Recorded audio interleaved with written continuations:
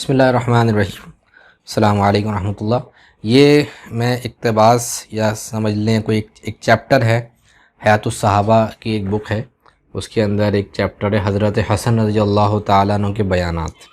تو میں اس میں سے کچھ ان کے بارے میں پڑھتا ہوں، تو انشاءاللہ تعالی ہمیں اس کے بارے میں صحیح رہنمائی حاصل ہوگی، اور ہمیں ایسے کتابوں سے پڑھنا چاہیے جس میں جو ہے وہ حضرات اہل بیت اور حضرات صحابہ رضی اللہ تعالیٰ عنہ مجمعین کے اوتھینٹک بیانات، ان کے اوتھینٹک واقعات موجود ہوں۔ ادھر ادھر کی کتابیں اور اس طرح کے روافظ کی باتوں میں نہ آنا چاہیے، اور ان کی باتوں سے زیادہ جو ہے وہ علماء کرام کتابوں پر اور تحقیق کر کے ان واقعات کو ہمیں اپنے بچوں کو سنانا چاہیے۔ تو میں کچھ واقعات اس میں سے ایک کچھ پڑھتا ہوں حیات الصحابہ میں سے، یہ تقریباً 2-2.5 صفحے ہیں۔ امیر المومنین حضرت حسن بن علی رضی اللہ تعالی عنہما کے بیانات۔ حضرت حبیرہ رحمہ اللہ کہتے ہیں کہ جب حضرت علی ابن ابی طالب رضی اللہ تعالی عنہ کا انتقال ہو گیا تو حضرت حسن بن علی رضی اللہ تعالی عنہما کھڑے ہو کر ممبر پر تشریف فرما ہوئے اور فرمایا، اے لوگو، آج رات ایسی ہستی دنیا سے اٹھا لی گئی ہے جن سے پہلے لوگ آگے نہیں جا سکے اور جنہیں پچھلے لوگ پا نہیں سکیں گے۔ حضور صلاۃ والسلام انہیں کسی جگہ بھیجتے تو انہیں دائیں طرف سے حضرت جبرائیل علیہ السلام اور بائیں طرف سے حضرت میکائیل علیہ السلام اپنے گھیرے میں لے لیتے، اور جب تک اللہ انہیں فتح نہ دیتے یہ واپس نہ آتے۔ یہ صرف 700 درہم چھوڑ کر گئے ہیں۔ آپ رضی اللہ تعالیٰ عنہ اس سے ایک خادم خریدنا چاہتے تھے۔ آج 27 رمضان کی رات ہے۔ آج 27 رمضان کی رات میں ان کی روح قبض کی گئی۔ اسی رات میں حضرت عیسیٰ بن علیہ السلام کو آسمانوں کی طرف اٹھایا گیا۔ ایک روایت میں ہے کہ وہ سونا چاندی کچھ نہیں چھوڑ کر گئے، صرف 700 درہم چھوڑ کر گئے، جو ان کے بیت المال میں سے ملنے والے وظیفے میں سے بچے ہیں۔ اس روایت میں اس سے آگے نہیں ہے۔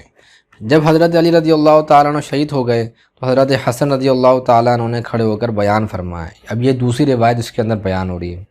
پہلے اللہ کی حمد و ثنا بیان کی، پھر فرمایا، اما بعد، آج رات تم نے ایک آدمی کو قتل کر دیا ہے۔ اسی رات میں قرآن پاک نازل ہوا، اسی میں حضرت عیسیٰ علیہ السلام کو اٹھایا گیا، اور اسی رات میں حضرت موسیٰ علیہ السلام کے خادم حضرت یوشع بن نون رحمۃ اللہ علیہ کو شہید کیا گیا، اور اسی میں بنی اسرائیل کی توبہ قبول ہوئی۔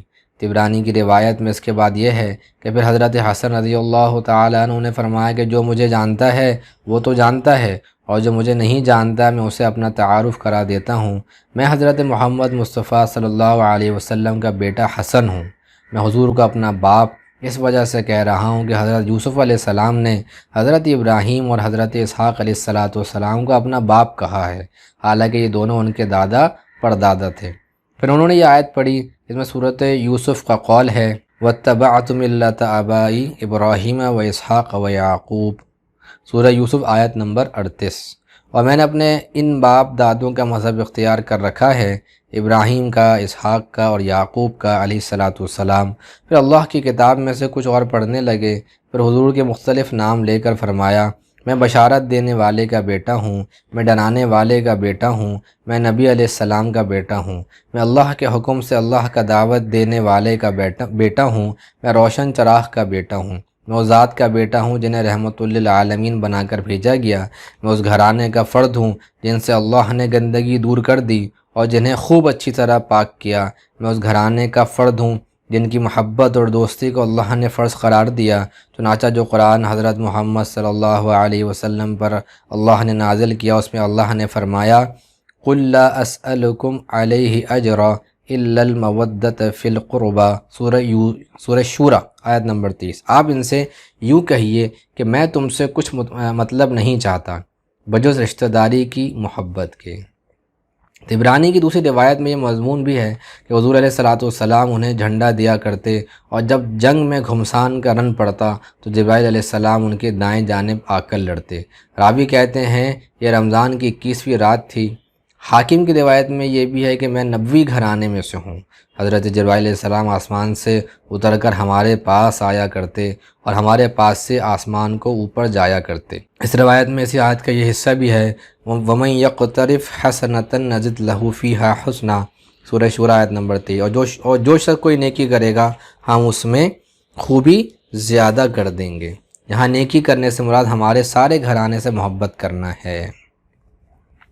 حضرت ابو جمیلہ رحمۃ اللہ علیہ کہتے ہیں کہ حضرت علی رضی اللہ تعالیٰ عنہ کی شہادت کے بعد حضرت حسن بن علی رضی اللہ تعالیٰ عنہ خلیفہ بنے. ایک دفعہ وہ لوگوں کو نماز پڑھا رہے تھے کہ اتنے میں ایک آدمی نے آگے بڑھ کر ان کی سورین پر خنجر مارا جس سے وہ زخمی ہو گئے اور چند ماہ بیمار رہے. پھر کھڑے ہو کر انہوں نے بیان فرمایا تو اس میں فرمایا کہ اے عراق والو، ہمارے بارے میں اللہ سے ڈرو، کیونکہ ہم تمہارے امراء بھی ہیں اور مہمان بھی، اور ہم اس گھرانے کے ہیں جس کے بارے میں اللہ تعالیٰ نے فرمایا انما یرید اللہ لیذہب عنکم الرجس اہل البیت ویطہرکم تطہیرا. سورہ احزاب آیت نمبر 33. اللہ تعالیٰ کو یہ منظور ہے کہ اے گھر والو تم سے آلودگی کو دور رکھے اور تم کو ہر طرح ظاہراً و باطناً پاک صاف رکھے. حضرت حسن رضی اللہ تعالیٰ عنہ اس موضوع پر کافی دیر گفتگو فرماتے رہے، یہاں تک کہ مسجد کا ہر آدمی روتا ہوا نظر آنے لگا. ابن ابی حاتم کی روایت میں یہ ہے کہ حضرت حسن ان باتوں کو بار بار کہتے رہے یہاں تک کہ مسجد کا ہر آدمی آواز سے رونے لگا. حضرت شعبی رحمہ اللہ کہتے ہیں کہ جب حضرت معاویہ رضی اللہ تعالیٰ عنہ نے حضرت حسن بن علی رضی اللہ تعالیٰ عنہ سے نخیلہ مقام پر صلح کی تو حضرت معاویہ نے ان سے کہا کہ جب یہ صلح کی بات طے ہو گئی ہے تو آپ کھڑے ہو کر گفتگو کریں اور لوگوں کو بتا دیں کہ آپ نے خلافت چھوڑ دی ہے اور اسے میرے حوالے کر دیا. چنانچہ حضرت حسن اٹھے اور ممبر پر بیان کیا. حضرت شعبی کہتے ہیں کہ میں اس بیان کو سن رہا تھا. حضرت حسن نے پہلے اللہ کی حمد و ثنا بیان کی، پھر فرمایا اما بعد، سب سے زیادہ سمجھداری تقوی اختیار کرنا ہے اور سب سے بڑی حماقت گناہوں میں مبتلا ہونا ہے.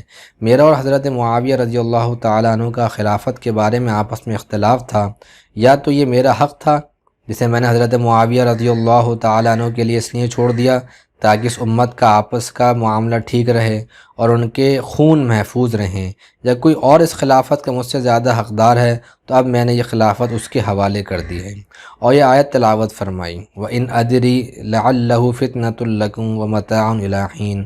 سورۃ الانبیاء آیت نمبر 111.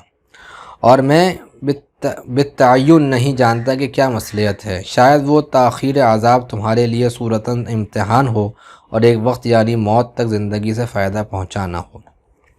حضرت شعبی رحمۃ اللہ علیہ کہتے ہیں کہ حضرت حسن رضی اللہ تعالیٰ عنہ نے حضرت معاویہ رضی اللہ تعالیٰ عنہ سے صلح کی تو انہوں نے نخیلہ مقام میں ہم میں بیان کیا اور کھڑے ہو کر اللہ کی حمد و ثنا بیان کی اور پچھلی حدیث جیسا مضمون بیان کیا.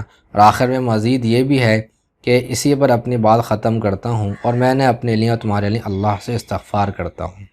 حضرت حسن بن علی رضی اللہ تعالیٰ عنہما نے اپنے اس بیان میں یہ بھی فرمایا اما بعد، اے لوگو، اللہ تعالیٰ نے تمہارے پہلوؤں کے ذریعے سے یعنی آپ علیہ السلام کے ذریعے سے تمہیں ہدایت دی، اور ہمارے پچھلوں کے ذریعے یعنی میرے ذریعے تمہارے خون کی حفاظت کی. اس خلافت کی تو ایک خاص مدت ہے اور دنیا تو آنے جانے والی چیز ہے، کبھی کسی کے پاس ہوتی ہے کبھی کسی کے پاس. اللہ جل شانہ نے اپنے نبی علیہ السلام سے فرمایا وَإِنْ أَدْرِي لَعَلَّهُ فِتْنَةٌ لَكُمْ وَمَتَاعٌ إِلَىٰ حِينٍ. سورۃ الانبیاء کا ترجمہ لکھا گیا.